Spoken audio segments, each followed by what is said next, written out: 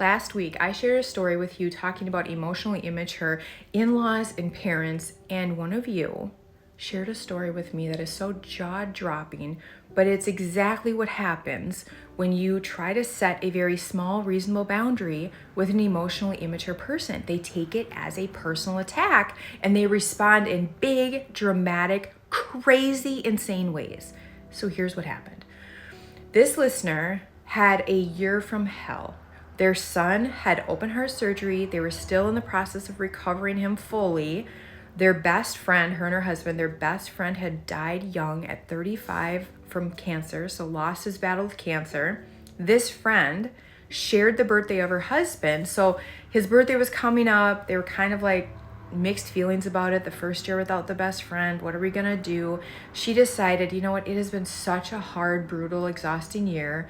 I'm going to throw him a surprise birthday party. So she started pouring herself into that, what little energy she had left. She reached out to her in-laws and she was like, hey, if you want to be a part of this, I would love to have you join us. This is when it's at. They're a 3-hour plane ride away. So she gave them plenty of notice. And she said, if you can't come, I totally understand, but maybe we could make a video, or I could set up a computer and you could Zoom call in. Whatever works for you guys, I would really like to make it special for him. So just let me know. And do you know what she heard back? Nothing.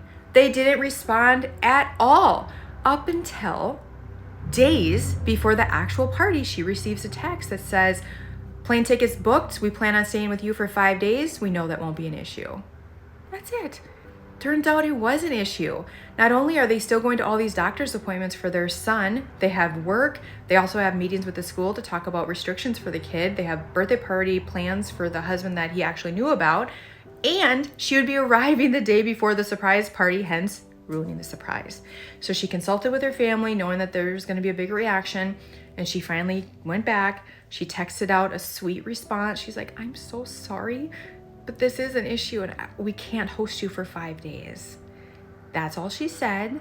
And what she got back was an essay riddled with insults, like drama, just, and she was just like, oh.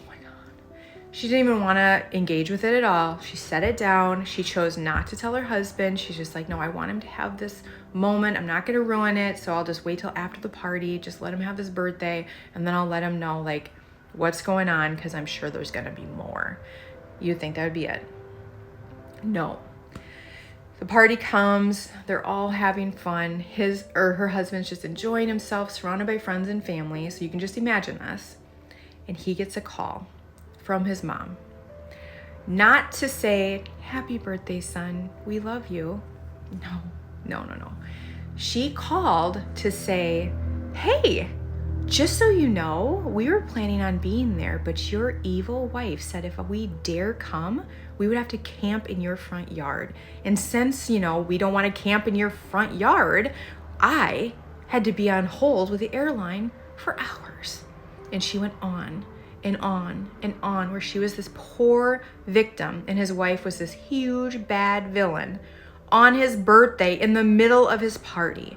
And the listener said you could just see him just get heavier and heavier the longer they talked. And for the rest of the party, it was just different, right? I mean, could you imagine your own mother doing that to you?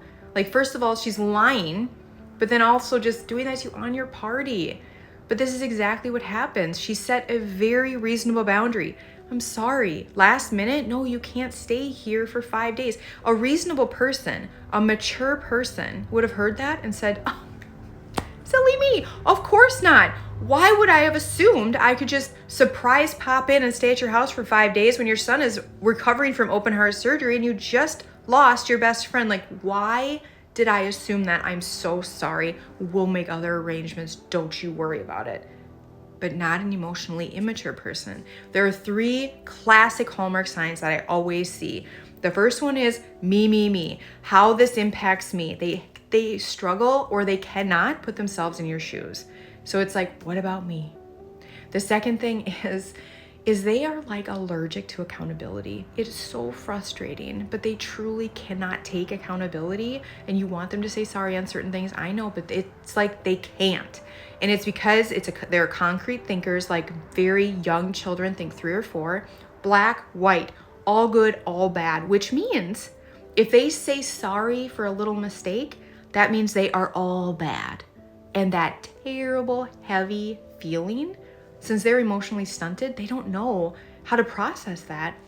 So it's as if when you try to bring something up like this to them, it's as if you're handing them a hot potato. If they don't know how to function, they don't know how to deal with it, they're allergic to it, and it's like they deny, dismiss, deflect, and bolt. They want out of there. But the last thing is their feelings rule their world. Their feelings are their reality. So if you make them feel rejected, that is what you are doing. You're rejecting them, and you are going to get a very strong, dramatic, out of control response because they feel injured by you. It's horrible. It's absolutely horrible. And they also, in that, when they're trying to spin everything around so that they're not the bad person in here and they're not actually rejected or not good enough, they'll spin up a story to make you this villain and them the victim, and they'll tell anybody that will listen.